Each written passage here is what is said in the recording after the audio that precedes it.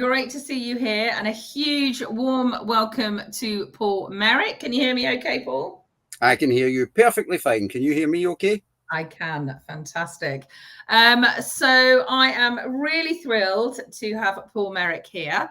I met Paul a number of years ago, I suppose through Clubhouse. I think that's where we first came across each other. And what I found with Paul is he definitely thinks differently. And it has been a real eye-opener for me. The one thing that he constantly talks about is property business. You know, it is the business of property, but it is still a business. And I think that's where a lot of us have it quite think differently, is we just, you know, have property and that's what we think about. And then on top of that, I was really fortunate to pay for some consultancy with Paul over a very big project. And wow, the knowledge that Paul has to such a minutiate detail. This particular one that was to do with contracts and legal things, and it was just absolutely mind-blowing. So any opportunity I get to interview Paul, I absolutely take it, and I'm really honored here today. Paul has got an incredible presentation that we are going to share that he's done, because quite often, as Paul has rightly said, we hear people talking, but we quite often don't necessarily see the numbers behind these things. So Paul has very kindly put together a presentation that he is going to share here. So Paul, yes, could you just introduce yourself to anyone who perhaps doesn't know you, quick intro. Well, that's me. You can see me to the one side of the screen, and that's my better picture to the other side of the screen. And today we're going to talk about property development, and I'm going to tell you, I suppose, a little bit about myself before we kick off. So Paul Merrick, I'm a Scottish business owner, I'm an angel investor, I'm a business consultant, I'm a professional speaker, I'm a property developer, and I'm co-author of a book called Unpacking Your Property Business Plan. I established my first business at the age of 15 and was exporting vehicle components halfway around the world by the time I was in my mid-20s. Our first property company was set up in 1998 with less than £40,000. I've been involved in a number of different sectors, including property, and we have built and developed lots of properties over the years and built up a debt-free portfolio of both commercial and residential properties. Because I enjoy spending my time with people and kind of investing in people, I like to share my experience that I've garnered over kind of 30 years in property and 45 years in the business industry. I now spend a lot of my time as a business consultant, working with small businesses and solopreneurs. Today's presentation is not to impress you. So it could be easy during today's presentation to think this is the Paul show and this is all about what Paul and his companies are doing. But that's not really the point of today. The point of today really is to impress upon you what can be done in property and what can be done in business if you're willing to think outside of the buy-to-let, the HMO and the serviced accommodation box. So I want to say that again, because there's going to be some impressive numbers today. And I'm not here to impress you. With all due respect, I don't need to. I'm here to impress upon you, not what I've done, but what you could do, what is possible. If you're just willing to step outside of this kind of buy-to-let, HMO, serviced accommodation box. So always keep that in mind, regardless how impressive these numbers seem and regardless how impressive, what we may have done is. Always keep in mind, I'm not here to impress you today. I'm here to impress upon you what you can do. What I've done with my career is frankly irrelevant to you. What you can do with your future might be the most relevant conversation you ever have in your own head. So we're going to lift the lid today on scaling our success in property, not just achieving our success, but scaling our success. And we're also going to talk about some help that we now need along the way to do that. I'm going to share with you today the 4 business models that we used in our business to achieve the type of success that you're going to see. And the only reason I'm showing you the type of success that you're going to see is because to see it is to believe it, to understand that somebody can start with £40,000 and can be really committed to a business, whether that business be property or another property, and the success that that can bring in a reasonable number of years. So I thought what I'd do is show you what the business models we used in our business to achieve this level of success. Doesn't mean they're the business models you'll use in yours, but it does mean that it's a starting point to think, okay, maybe there's a reason why we have those business models, and there's going to be a Q&A later, and you can kind of focus on the business models then. So property rental. I think everyone understands property rental, and we bought property and rented it out. What might have been slightly different about us was we did commercial and residential. We did commercial first and then residential, and our portfolio was always 60-40, 60% commercial and 40% residential. We did property trading. Now, I want to briefly explain property trading. Property trading is simply buying a property and selling it without adding any value whatsoever, not putting a kitchen in or a bathroom in. I remember the last property that we traded, somebody said to me, how much money did you make out of that? And it was around about 40,000. And they said, what did you do? I said, I didn't switch the lights on or even sweep the floor. I did nothing. Property trading was very useful to us. Property development. We both developed commercial properties and residential properties. We developed some commercial properties to build and hold, and we built some commercial properties to build and hold. We were doing build to rent many years before it became popular. And finally, property speculation, or as some people call it, land banking. So I'm going to share with you 3 projects today that are a mix of property rental, property development, and property speculation. The following projects are owned by us and are debt-free. The first one is a fairly traditional but reasonable sized residential housing development. It's high density. We get low density in development and high density. Low density tends to be, detached houses or semi-detached houses. High density tends to be particularly blocks of flats. These blocks of flats will be 5 and 6 stories. 180 units, in other words, 180 flats. Combination of 2 and 3 bedrooms. Just to go through the numbers on this one. So the site cost us 205,000, and I just want to focus on that for a moment or two, because I don't want you looking at these developments, whoever you are, and saying, well, that's way beyond me. Where would I get that kind of money? I mean, there's certain areas that you couldn't buy a single house for £102,000. So, sorry, £105,000. So 205,000, sorry, get your figures right, Paul.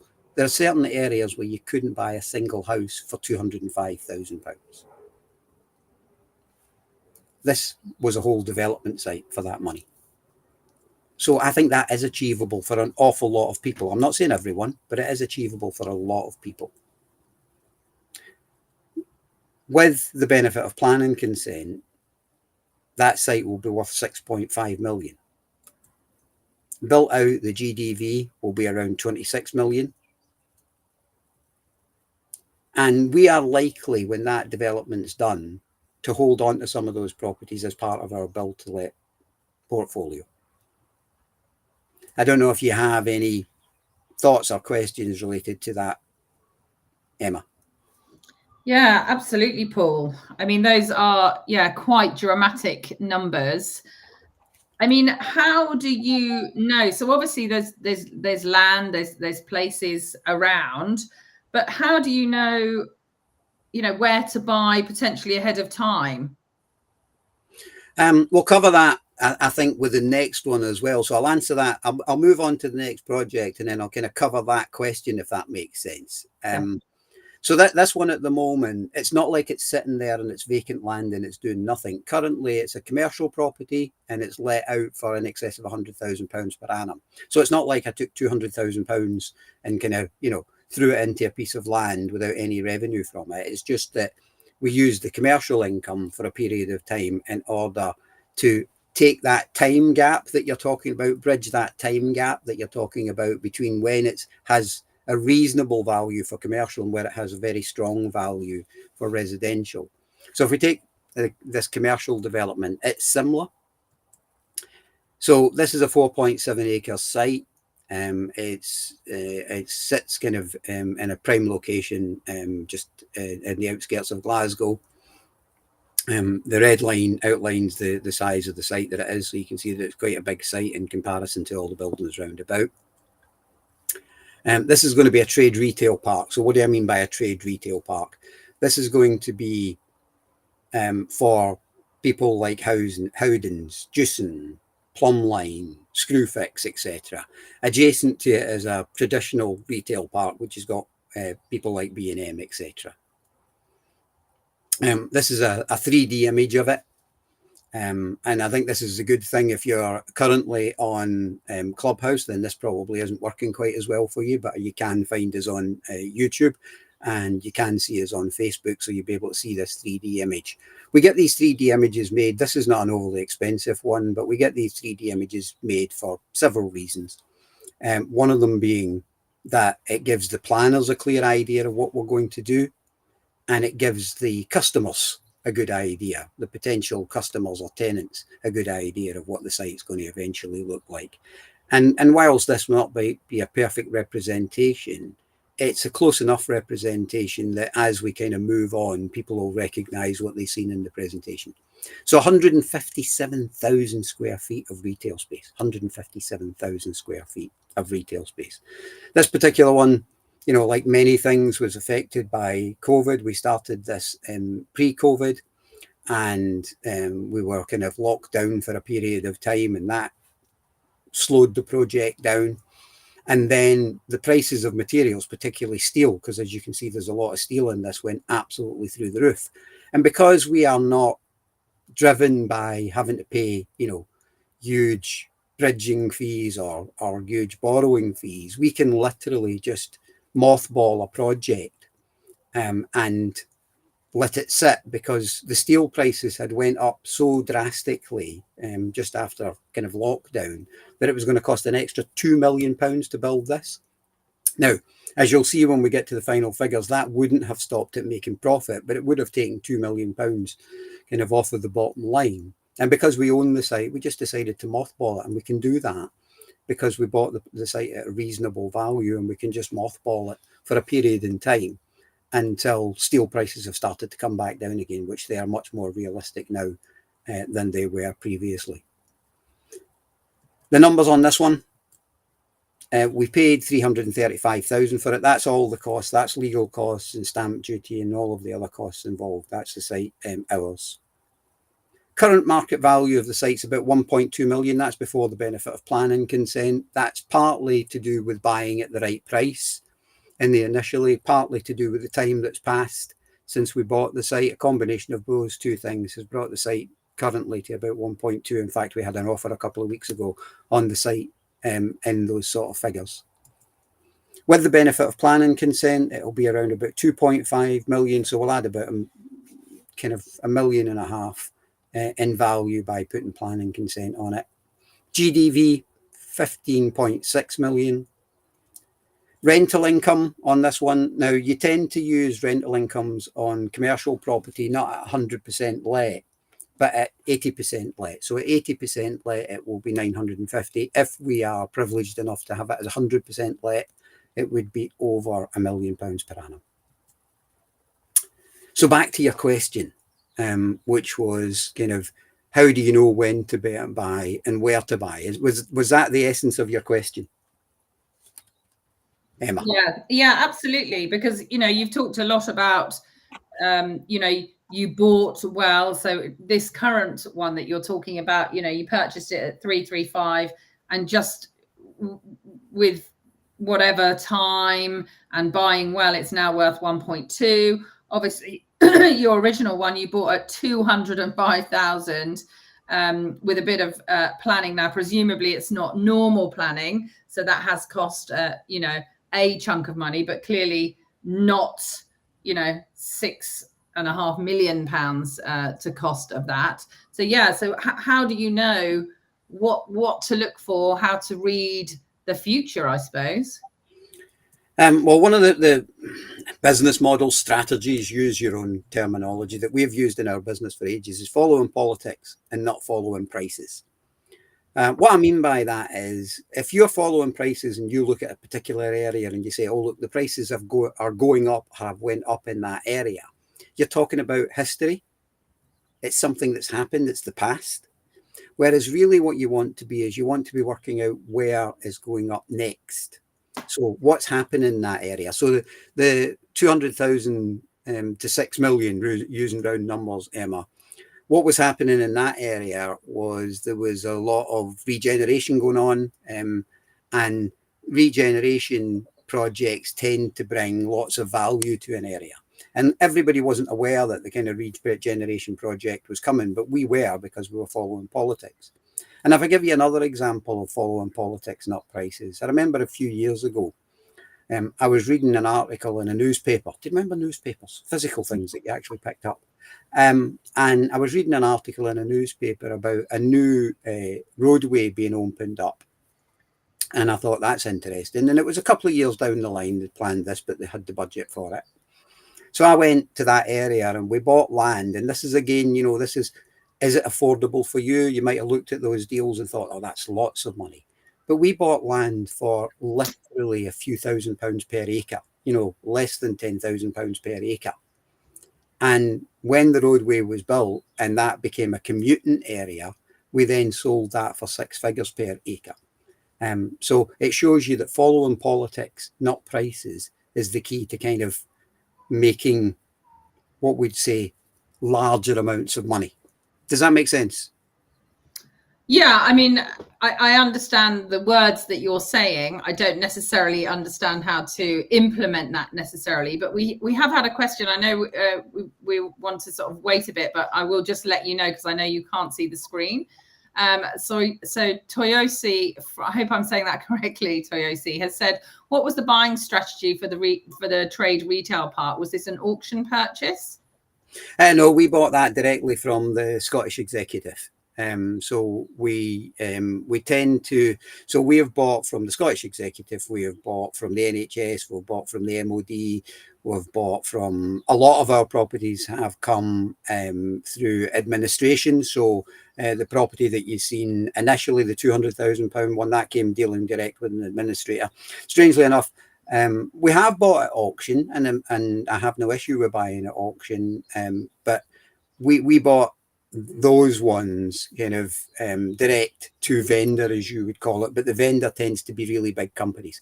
I have a theory on that, which is that if I'm trying to buy Mr. and Mrs. Jones's house, which I don't tend to do, that's their biggest asset, and they really want as much for it as humanly possible.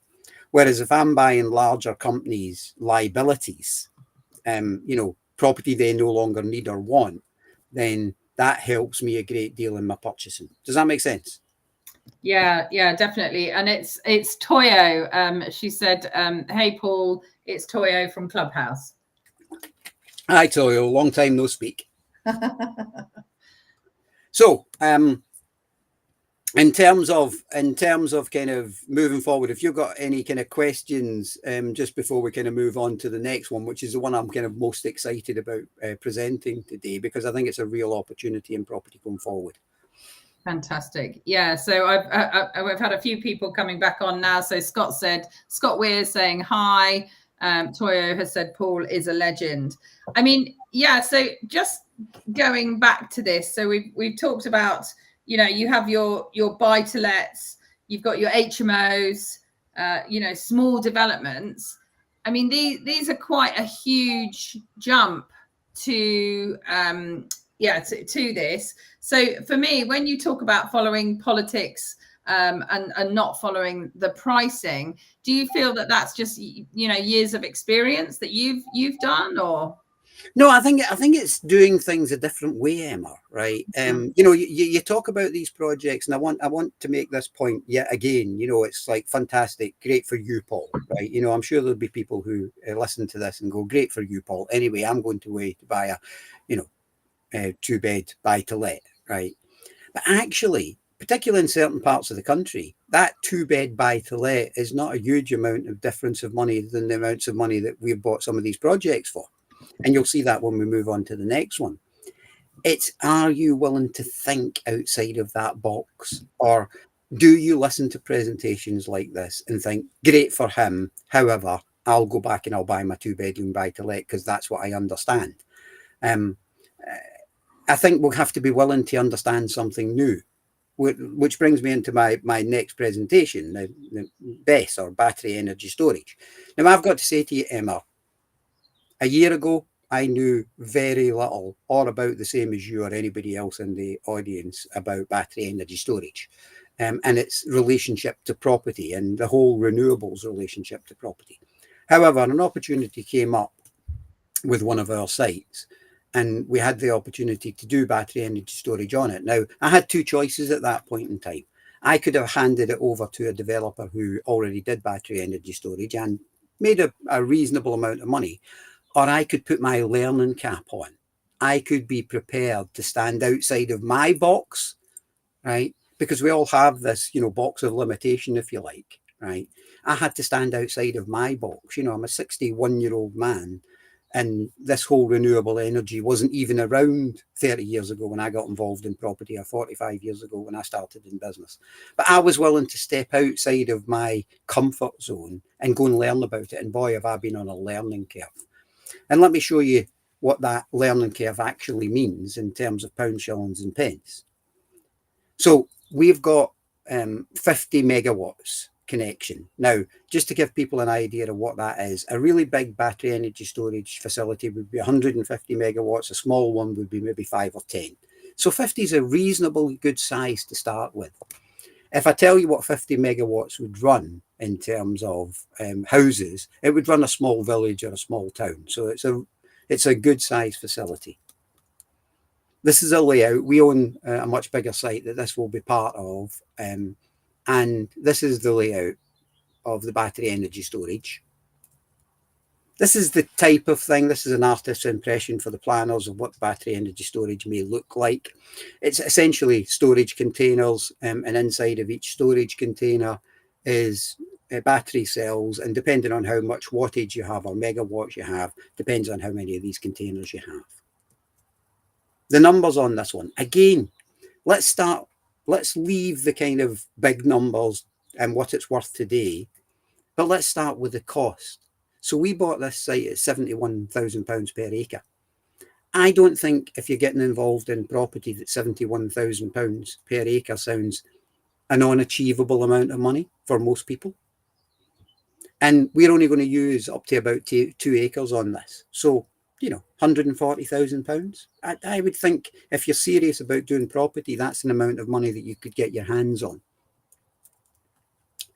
The project, because you sell these differently than you sell some other projects, if you like. The project, which means the consent from the DSO, the local DSO, the consent from National Grid, and the planning consent. With those things in place, somebody will buy the right to put the battery storage on our land and pay us somewhere between 3.5 million and 4.5 million.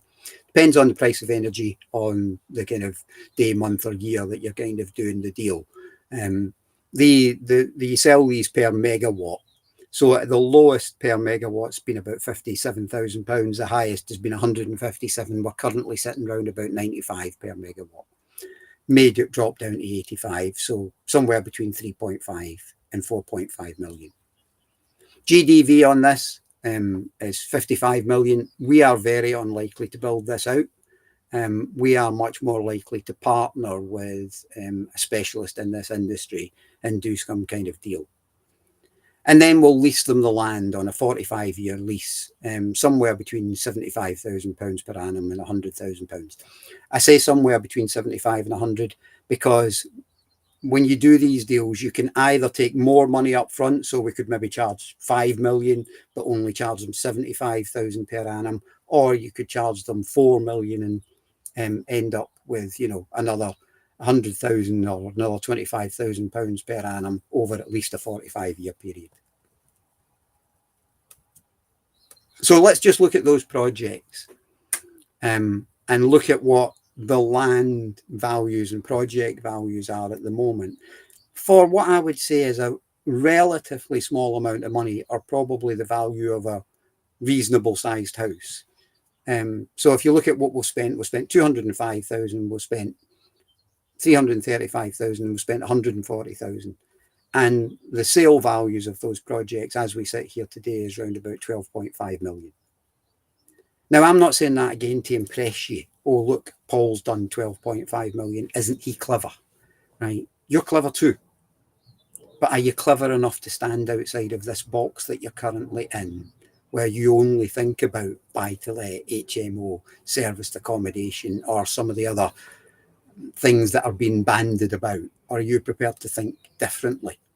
Incidentally, the gross GDV, which won't be our gross GDV because we won't be spending the vast majority of this money, others will, is 96.6 million.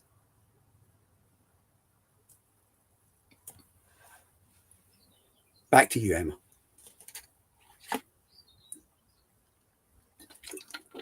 Is Emma still there? Yeah, I felt a bit like the Clubhouse days when I was desperately trying to press the right button to come back on. So yeah, I mean, these are quite incredible numbers, and I suppose that the average person, when you talk about, you know, like I was saying, a buy-to-let or an HMO or a small development, that seems tangible, and it also seems within a risk management level, I suppose. So yeah, my question to you, and I know I've sort of experienced your consulting and how amazing that is. So Toyo has said, yeah, this is quite a lot to grasp. But how can you get from, let's say, the level that I'm at, I'm just buying a 9-bed HMO, have big aspirations, as you're aware, have worked on bigger projects before, but haven't quite got them over the line. How does one get from here to what seems like an awfully long way away? And I know you say, it's just a bit of a kind of a mindset shift, or you're just stepping outside of the box, but that is really stepping outside of a quite small box into something quite enormous. So what would you advise people with that, especially around the consulting that you do? Well, let's talk a little bit about the business consultancy. So let me say, first of all, right, if you think you're an average person, Emma, right, then go and get an average job. There are millions of them in the world, right? Every business person that I've ever met is way beyond average. You know, we've got a gardener that comes up here. We live on a farm, and we've got a gardener that comes up here and does our gardening. Now, is he running a multi-million-pound business? No.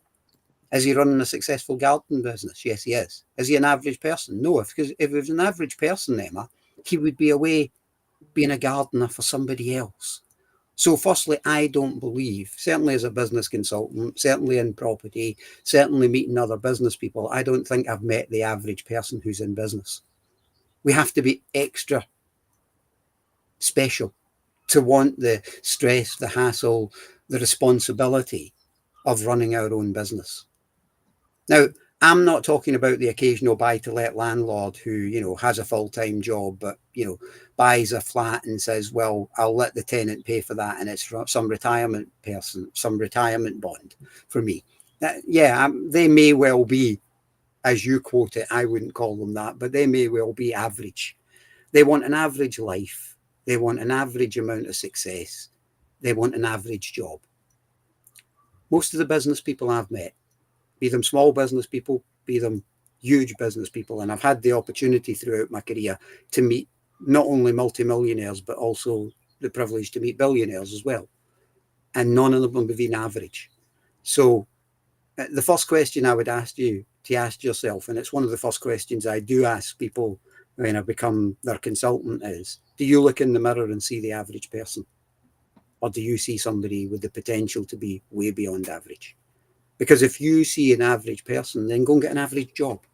I'm not criticizing average jobs. I'm just saying they're for average people. So none of us that are in business are average people. It's too hard a route to take to be average. And then we talk about some other things inside of the consultancy. We talk about learning basic business skills. One of the things I find, I've got to be honest, quite disappointing is the amount of people who move into business but they have no basic business skills. You know, I started my first business when I was 15, but I did my first business study course when I was 18, and I've been studying business ever since. In fact, as we sit here today, I am doing a online course with Harvard University. So many people don't have basic business skills. And one of the things that we talk about and we work on in terms of consultancy is getting basic business skills. Do you understand business planning? Do you understand cash flow forecasting? Do you understand that every business has an entrance and an exit? Just basic business skills.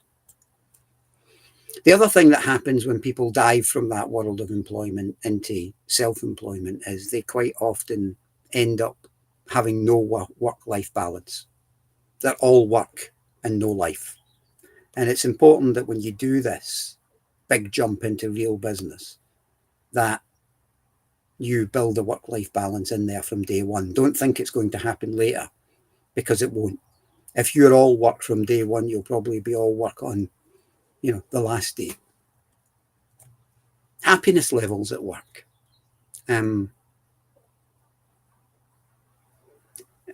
It's important, if you're going to spend a percentage of your life building your own workplace, that you build a happy workplace. Because all of us at some point in time have probably worked in an unhappy workplace built by somebody else. But I've also met people who have built an unhappy workplace for them to work in, which I always find a little bit strange. Improving our communication skills. I think that most businesses, particularly the property industry, is a lot based on our ability to communicate. And many people don't take the time or the effort to learn even basic communication skills. That's one thing that we work with a lot with my clients. Improving your understanding of your customers. Many people have customers that they don't really understand. So therefore, when things go wrong, they don't really understand how to fix them. A better ability to prioritize our workload. One of the things that happens when you go into business is that every job is your job.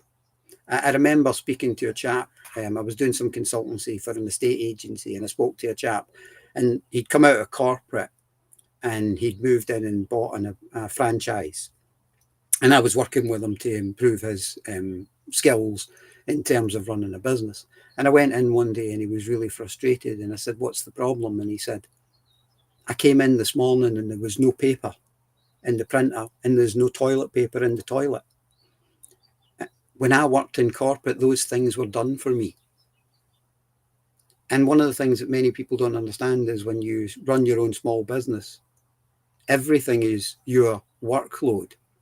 But more importantly, what's your priority? Learning how to fulfill our own needs and wants in a healthy work environment. This is something I work on quite a bit with my clients. As I said earlier, there's no point in building an environment that you work in, but you still don't like it there. And there will be people in this audience right now, people listening to this, or people listening to this in the future on YouTube, who think, yeah, I've built my own employment and I don't necessarily feel it's a healthy work environment that I've built. You do all of these things from day one, not on day 27 or 57 or 307. Technical human skills. What does that mean? Technical skills in human interaction. Very, very, very cool words, Paul. What do they mean? It's about the ability to understand your fellow human being, and for your a fellow human being to understand you, to get what you mean and why you mean it, and to get what they need and why they need it. we've got to spend a lot of time in business understanding other humans. One of the best things I ever did in my business career was at the age of 42, go off and get a qualification in psychology. It made a huge difference to my business, my mental health, and my ability to succeed. Understanding your ideal customer. In business, it's easy to take anybody's money, but that can result in being very unhappy with not the person's money, but the person's custom. In other words, they can be an awkward customer or a difficult customer. But if you pick your ideal customer from day one and know exactly who your customer is, you ignore everyone else. That makes life not just more profitable, but it makes it easier. Achieving a business model that is not dictated by the market or your competition. You know, I'm in serviced accommodation and the chap along the road is charging X per night, so I have to charge Y per night. You've lost control of your business at that point in time because the market or your competition are creating your pricing. So you might have sat down with a big spreadsheet and said, right, we're going to charge X per night, and then the market comes in and they charge less, and then you have to charge less. That's a bad business model. A good business model is where you dictate your prices and your competition or the market doesn't. And many people will say, well, I don't know how to do that. But that comes back to business skills and part of what we share as a business consultant. Breaking out of unhealthy work patterns. Quite often we can leave a workplace and we have unhealthy work patterns and we just take them into our own business. That's never a recipe for success. Learning how to build a business model that represents our moral values. Not the moral values of the marketplace, but our own moral values, so that we're always comfortable inside of our business. Clarity of vision. Stephen Covey, The 7 Habits of Highly Effective People. Stephen said, start with the end in mind. And I remember when I sat down to write my first business plan when I came into property, I knew exactly what I wanted. I had clarity of vision. And here was my vision. I started with £40,000. And within 5 years, I wanted £1.2 million worth of debt-free property. I had clarity of what I wanted. I had clarity of vision. The business plan let me put that clarity of vision into black and white and make it work. And how it actually worked was we had £1.2 million worth of property in 3.5 years. And that, as you can see from a couple of the presentations, that £1.2 million worth of property in the first 3.5 years has turned into substantial millions of pounds worth of debt-free property all these years later. I would say that's about clarity of vision. I spend a lot of time helping my clients with clarity of vision. Better negotiation skills. Few of us are taught negotiation skills. What most of us are given, Emma, is we're given counter offer. Counter offer. I want £100,000. I'll give you 80. And somewhere in the middle, we settle at 90. That's not a negotiation. That's an offer and a counter offer. Can you imagine that if a hostage negotiator took that attitude? You've got 100 hostages. If you only kill 50 of them and give me 50 of them back, I'll be happy. That would never happen. Because true negotiation skills are about achieving your outcome, not counter and offer and counter offer. The great Stephen Covey again. Start with the end in mind. Because when you build a business, you want to build something with an entrance door and an exit door.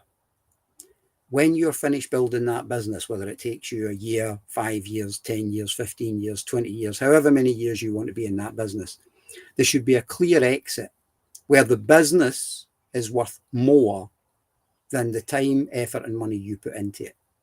Now, people will say in property, oh, but the property's going up in value. But that's not a business. The business should go up in value. You should be able to sell the property, if it's a property business, like we are doing with our commercial properties, for one amount of money, and then the actual business itself for a different amount of money. So if you go into the entrance door of a business and say, where's the exit door, you will build natural value into that business. If you don't go in with that attitude, that skill set that we share with our clients, you probably will have a business that you've worked at for years and years that has no more value than if it's property, the bricks and mortar that you own. Working from a place of passion and not a place of need. I remember when I first started in business and I was only 15 and I'd left home and I had £15 in my pocket. Every deal, every transaction, every negotiation, I needed to do that deal, to do that transaction, to do that piece of work, because I needed the money. And it just made me bleeding miserable. And by the time I'd got to about 20 and had 5 years of being really miserable, I learned something really important in business. I should work from a place of passion, not a place of need. Because if you go to work every day and you're working from a place of passion, you never go to work. But if you're working from a place of need, you go to work every day.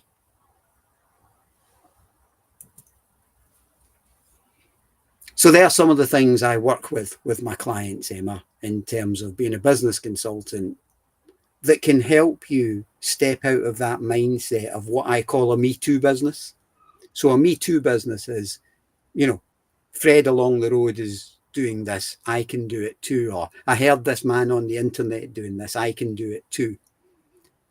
And all of this skill set and mindset combined takes you to a place of, I will build my business. And I will think differently than the man along the street. And I will behave differently than the man along the street. And although I might start out with the same mindset, I change my mindset. And I might start out with the same skill set, but I change my skill set. And I might start out with the same amount of money, but I change my amount of money. I love it. Amazing, Paul. We've got some questions coming in. Are you okay to answer a few of those now? Fantastic. Look at that. As if we got Q&A here. Here's one I prepared earlier, and here's some of the topics I think we could cover. I think we could cover residential development. I think we can cover commercial development. I think we can cover battery energy storage. I think we can cover the business consultancy, and the business consultancy covers a whole bunch of stuff like skill set and mindset. Amazing. Absolutely. Okay, so there is a couple on the battery energy storage system. So I'm going to read both of them out because I think you'll be able to cover them together, and it may require, if you can, perhaps going back to your slide. But Toyo has said the numbers purchased to GDV, so and sort of around the improvements to made to the final improvements that are needed to make, I think she's saying, for the final GDV, the thinking behind each step and final outcome. And then Patricia has said, how can we get into this battery business? What skill sets do we need? Well, it's just development. What I discovered about it very quickly, and remember, I've only been in it myself for less than a year, and we've kind of, you know, we are being offered substantial amounts of numbers, and we're not through the process yet. We've been offered in excess of £1 million for that site that we paid £71,000 an acre for. And we haven't really got to the end of the road yet. It's very much a learning curve for me. So, Toya, GDV, 55 million of GDV, that will not be me. I am what my mum would call very comfortable, but I don't have a spare 55 million pounds kicking about, and I don't intend to borrow. Able to just go back to that slide, Paul, do you think? Is that something you can do? Yeah, I probably can. Let's see if people can read backwards. So we paid, let me just go back, so 50 megawatts, there's what it looks like. We paid £71,000 per acre. It's going to use about 2 acres. The project is worth 3.5 to 4.5 million. The GDV on the site will be 55, and our rental income will be somewhere between 75 and £100,000 per annum for about 45 years. So let's concentrate on that GDV for a second, Toya. We won't get involved in that GDV. We could straightforwardly sell out but I like my projects to make money now. So I like a chunk of money, and I like some money in the background. If you look at our business model, what's interesting about it is if you go back to our business models, which I'll just jump back to quickly, you will see that in our business models, we actually have 4 business models. But if you look at these business models in detail, property rental is small amounts of money coming into the bucket. If we imagine we're filling up a bucket. Trading is bigger chunks of money. Property development is chunks of money, and speculation is chunks of money. So we've got a 3-to-1 ratio. Small amounts of money coming in one of our business models, but the other 3 business models are chunks of money. Now, I don't know if you can relate to this, Emma. Property is about having money. Definitely. That's always, that's the point of any business, I believe. If you're not doing that, which I have done on a number of businesses where I've won accolades and awards, but I haven't been earning money, which is not a good, it's not really a business then, is it? Let's be fair. It's a bit of a charity. So if you've got small drips of money coming in, which is what property rental does, it's great, but it takes a long time. But if you can then top that up with big chunks of money and have a combination of the both, that's a perfect recipe, I think, for success. And if you look at our ratio, it was 3 chunks of money models compared to 1 drips of money model. And I think there's probably a lot of people in this audience who are completely and totally in the drips of money model. Does that make sense to everybody? Yeah, absolutely. Right. And I think you need to be in at least the chunks of money. So if you look at this deal, right, we won't be involved in this elusive 55 million because we don't have 55 million. What we're likely to do is we're likely to do a deal, right, where we sell the project and retain some of the, not just rental income, but also some of the production income from the power that the battery storage produces. So we might sell it for 3.5 million as opposed to 4.5 million, push our rental up to £100,000 per annum, and also take a percentage of the production, energy production profits as well. So chunk of money in our hands, circa 3 million, with residual income coming in from both the rental and from the battery storage. So I'm not focused, Toyer, on the 55 million because that will never be my 55 million. Here's the number I'm always focused on getting into this: £71,000 per acre times 2 acres, £140,000. And obviously we've got some connection fees and things.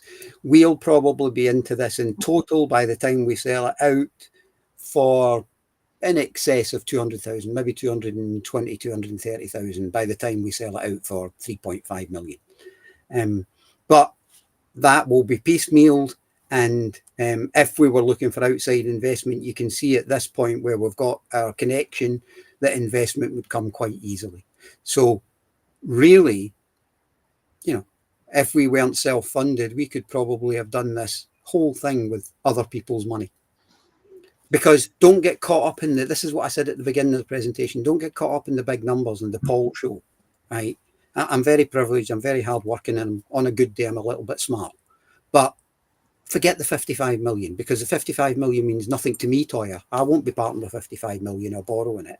That will be a partner who comes in and puts the battery storage in, and then we will take some of the revenue from that. How do you get involved? I'll go back to my statement previously. Think outside the box. Okay, and then Patricia has said, what skills do we need to get into this battery business? Well, it's property development, Patricia. So it's exactly the same skill set as a property development. It's just property development. It's just a different thing. You know, like picture it this way, right? You can buy a piece of property and you can develop some houses on it, right? Most people think they understand that. No, I say think they understand it because I don't think most people actually do. You can buy a piece of property and you can put a commercial building on it, you know, as we're doing with the trade park. Or you can buy a piece of land and you can put battery storage on it. It's exactly the same skill set. I'm a property developer. I'm developing it for battery storage. So I'll go through the planning consent and the necessary consents the same as I would with anything else. I don't see the skill set being one iota of difference. Okay, yeah, you just have to, yeah, grow it. I know you don't, Paul, but it is something that I've definitely seen. I think there is something that I'm very much noticed about you over the years is you have a lot of these skill sets inherently. Obviously, you've worked extremely hard, as you've talked about. You've gone through and really invested yourself into business skills and growing yourself like that. But there are things that you, I think that other people have, and I think over time, especially talking to me, I think you've noticed that we don't all necessarily have those skills, but it's, I suppose, understanding which skills you don't have and working on them. And that's, you know, where you'd want to get, you know, somebody like you to help out, or whoever. But what I'm going to do now is just going to run through these questions, because we have got a few coming in now. So we've got one from Yuri says, and I can't really put them in any particular order now, if that's okay. So I'm just going to do them in chronological order. Yeah. What trends, opportunities, Paul, can you see with the coming election? Most likely Labour coming into power. So it's interesting, you know, Labour are very driven by green, you know, a green agenda. Sometimes they're more green than the Green Party. And we know that that's going to come into play. So we're going to say, right, okay, let's look at that. You know, how can we get involved in the green agenda? So that is things like battery energy storage. That is, as a property developer, that is things like wind power. That is things like solar power, etc. In terms of general views of Labour, it's not the most left-wing Labour Party that we've ever seen. It might be the most right-wing Labour Party we've ever seen. But just because we start off with one leader doesn't mean that that's the leader that's going to stay in that party, as we've discovered with many elections over the years. So we don't know what the next leader of the Labour Party is going to look like or what their agenda is going to be. What we do know is likely with Labour is that they're going to want to bring more things back to the state. So I would be slightly concerned if I at the moment, if I was involved in some of the kind of assisted living, etc., that the Tory government have thrown a lot of money into the private sector and said, we want you to look after people, and we'll pay you to do it. I do wonder whether Labour will have that same view, or if they will start to bring it back in-house or not. I think that we haven't seen a landlord-friendly government for a very long time, probably for 3 decades. We haven't seen a friendly government to landlords. Is a Labour government likely to be more friendly to landlords than a Conservative government? I find the Conservative government, unfriendly enough, and I suspect that Labour will be even less friendly. So I think we need to look at what their agenda is. You know, I'm one of those people, Emma. I am the person who reads the manifestos. If you ever wondered who reads the manifestos, it's me. And I look at where the manifesto is going, as I did in 2015 with the Conservatives, and say, I don't want to be in this sector anymore because they don't support this sector. So you look at the manifestos of every party, you look at the one that's most likely to succeed, and then you follow that manifesto. I've never believed in arguing with the government or the local council. I've always believed in working with them, not against them. Yeah, that's what I've really noticed about you, especially when you talk about planning and things like that, is, and it's certainly something that I've implemented from your knowledge, is, yeah, absolutely. You might want to make a big song and dance and say this is not fair or whatever, but it's not going to get you anywhere. So you really need to see what exactly is that they want and then kind of answer that, so to speak, in the best way. Yeah, really, really incredible. And yeah, interesting. You're, you know, not the first person to talk about the kind of assisted living, supported living potential bubble that may burst in the, with the coming government. So yeah, we'll have to watch that space. So Arshad, hey, great to see you on here, has asked, how do you manage to build a debt-free portfolio? And just to clarify that, most of us are kind of trained to come into property and leverage. So you really are extremely unique. And it's really incredible what you've done with that. So yeah, Arshad is asking how you've managed that. The answer is fairly simple. That was one of my goal sets. If you remember, when I sat down and wrote my first business plan all of those years ago, I wanted debt-free property. I come into property to own property. I didn't come into property to own debt. I come into property to own property.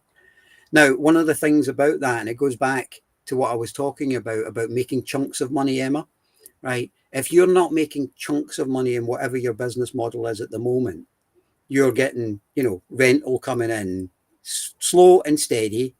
It's very difficult to buy property because it takes you so long to save up to buy a property that the property has moved on in price.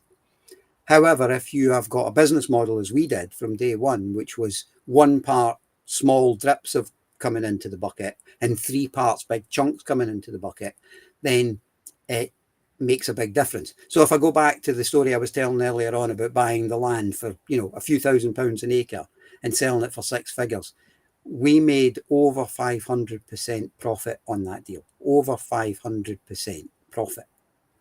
Now, you take those few £1,000s that we put in, that then turned into 6 figures, substantial 6 figures, that gives you the opportunity to go and buy things that you own, not that you have to borrow one.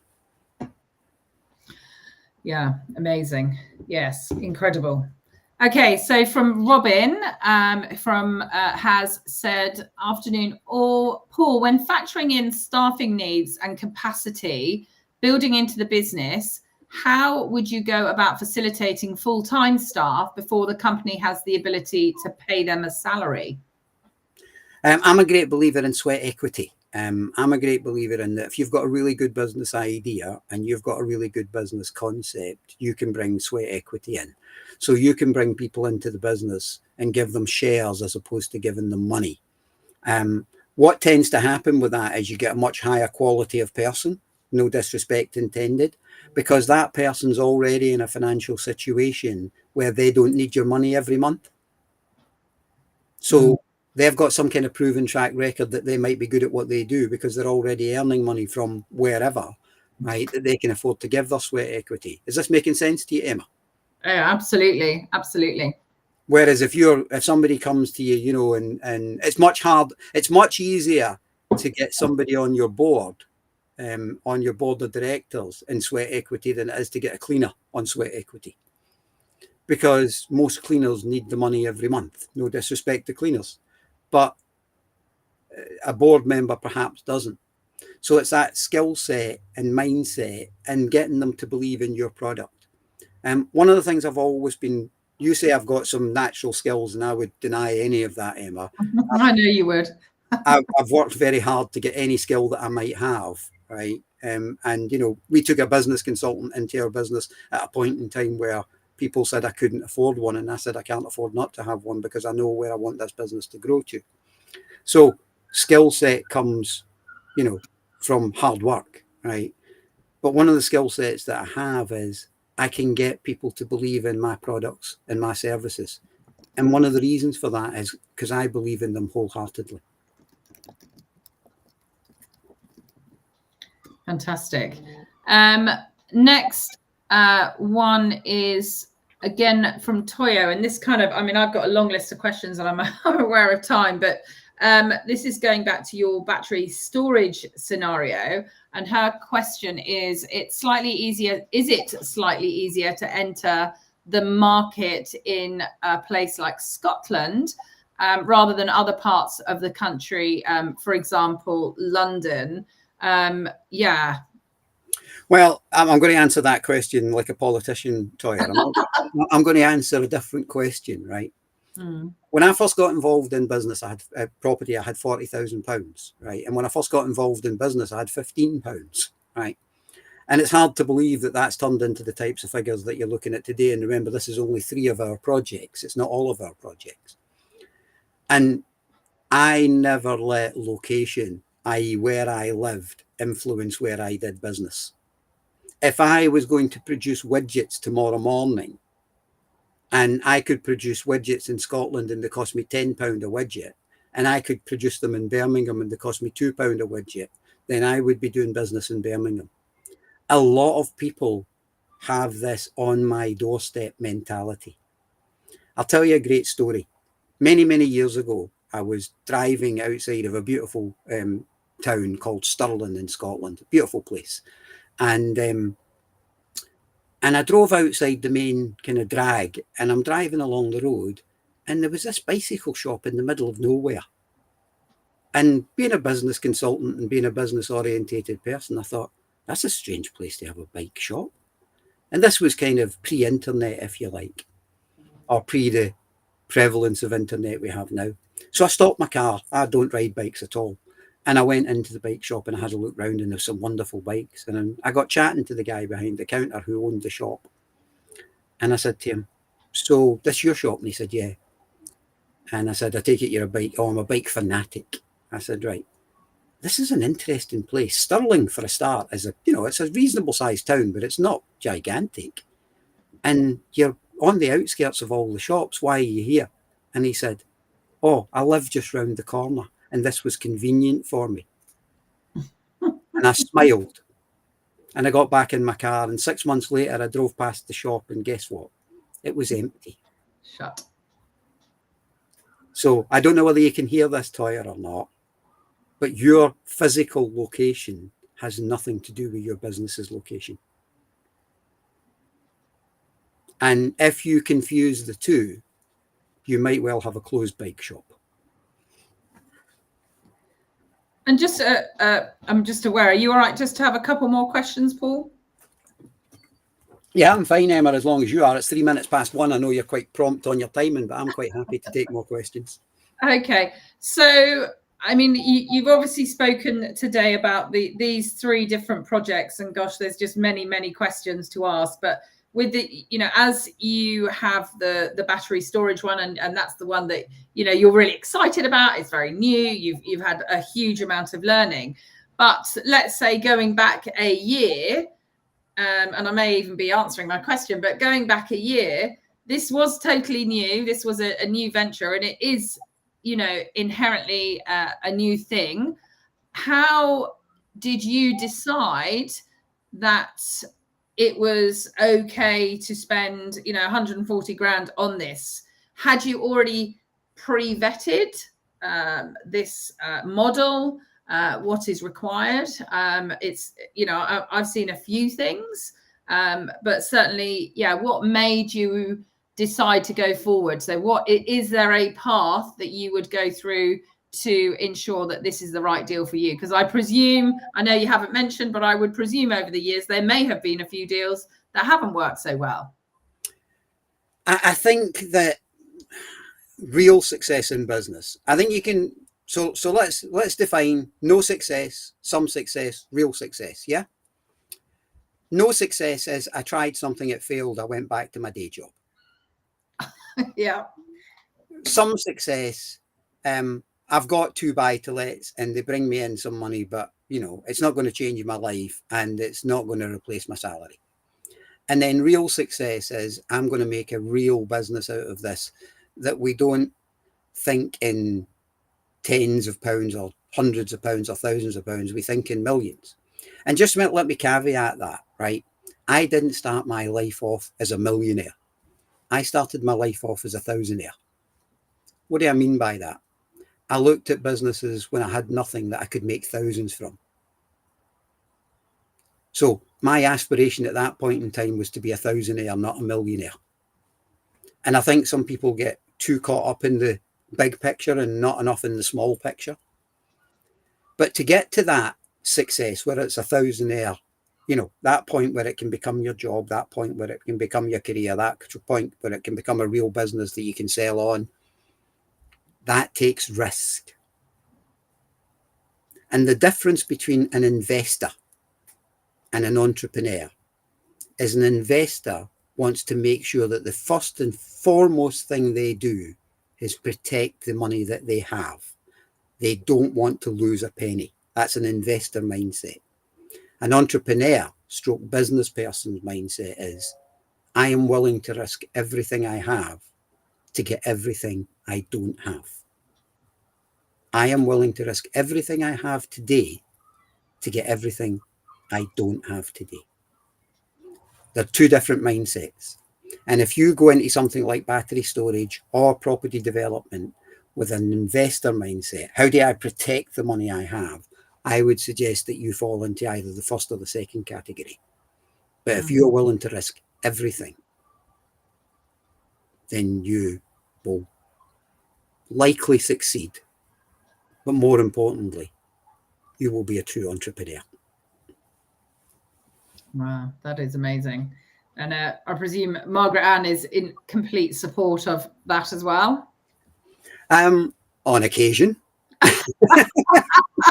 Because there's always two sides to a business. And so just to explain to people in the audience, Margaret Ann is my wife and also my business partner. I wouldn't be where I am today without the help of Margaret Ann. We are two very different people. Margaret Ann, I left school at 12 with no formal education. Margaret Ann went on to university and got a very good degree from one of the best universities in Scotland.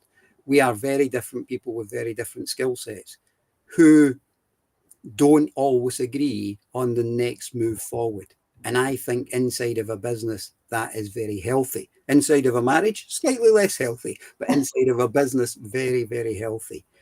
The one thing I will say is that if I am very determined, I want to do something, or Margaret Ann's very determined, she wants to do something, both of us will follow the other one's desires.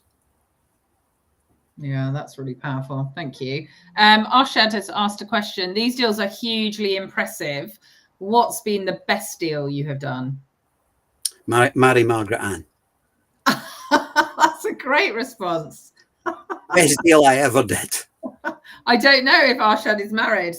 We'll have to. Arshad is indeed married, yes. Oh, and I've met his wife and he's as privileged as I am. So yes, marry Margaret Ann, best deal I ever did. Okay, well, that's a challenge. That's going to be another session on how to choose the right partner, whether it's life or business. I suppose that's a very key one, isn't it? So, any more questions? No, not in the chat. But I suppose we have obviously gone over hugely. But the best thing now would be to cover where can people sort of follow you, find you, if they're interested in consulting, how can they get hold of you? Anything that you know people can come to you with. Well, I'm not big on social media. I do a bit of Clubhouse, and I'm on Facebook. Margaret Ann put me on LinkedIn, but there's no profile or anything there yet, because I don't really use social media that much. You can find me on Facebook, and you can also find me on Clubhouse. They're about the two. If you're seriously interested in, kind of following on from this in terms of consultancy or getting involved in any of the things we're doing, then I'm sure if you kind of contact Emma, who's all over social media, she will quite happy give you a very old-fashioned thing called my telephone number, and we can talk like real human beings. So I'm showing my age now, Emma. So can I just round up with one thing? Please, and I made this point at the beginning, and despite the fact I made it, I want to make it again because I don't think enough people heard it. I didn't show you these projects to impress you. I don't want it to be the Paul show. I want to impress upon you that I'm an ordinary bloke. Listen to me. I left home at 15. I had £15 in my pocket. I'm severely dyslexic. I left school at 12 because me and school didn't get on. I have 2 arms, I have 2 legs, and I have a head. And most of you are qualified. Most of you have the same skill set. And even some of you who don't have that have what I have as well, which is a brain. And it's that willingness to use the brain differently than everyone else, to think outside of that stereotypical box, to decide I'm going to have a me business, not a me too business. If you look at Amazon, that chap didn't sit in his bedroom thinking, I want to be just like Woolworths, because Woolworths isn't here anymore, but he is. When you think about Bill Gates, he didn't think, I just want to be like Remington, and make razors. All of the people who have been really, really successful have not copied other people's business ideas, but come up with business ideas of their own, or at least come up with their own angle, their own new way of doing it, their own way of being different. Because every good business has one of two things. It either has a USP, a unique selling point, or it has a differential, something that defines it as different than everybody else. And even in my consultancy, I choose to be different than the vast majority of business consultants, because that difference is what makes my clients, I feel, more successful. Back to you. I totally agree. Having experienced you within these platforms, but also seeing you firsthand how you deal with a project is quite remarkable. So guys, I know a lot of you are have absolutely loved this session, and it does need quite a lot of going over again. So I have been asked a number of times, is this recorded? Absolutely. So this has gone live in LinkedIn, Facebook, YouTube. We do also afterwards, put it out into YouTube again. We also shorten it as well.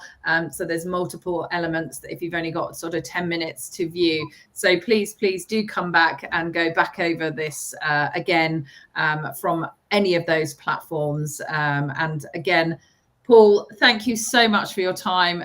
We've had so many people really appreciating what you have said, and some that you know and some that you probably don't. So again, thank you so much, Paul.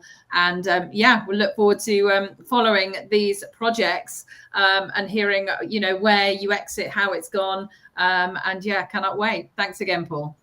One thing I will say is, as this is going up on YouTube, guys, Emma puts a lot of effort into this. If you do watch the YouTube, please kind of, become a subscriber to Emma, and also if you can comment on the YouTube as well, then not only will that be interesting for me to see the comments and perhaps answer them, but it'll also be good for Emma as well, because the algorithm works in such a way that the more you interact with YouTube, the more that you like, the more that you kind of become a subscriber, and the more that you kind of comment on each individual YouTube video, the more that Emma will get exposure, and this particular kind of one session will get exposure, but it will bring exposure to Emma generally. And I think she puts a lot of time and effort into these things, streaming them on all of these different kind of ways. So if you could go over and help our YouTube channel, I think she would really appreciate it. Subscribe, press the bell, and also comment on the YouTubes as well. Amazing. And just a final one from Toyo. Paul, delivering gold as usual. Many thanks for your time, and greetings to Margaret Ann. So we will shut it there. And thank you so much, Paul, for that.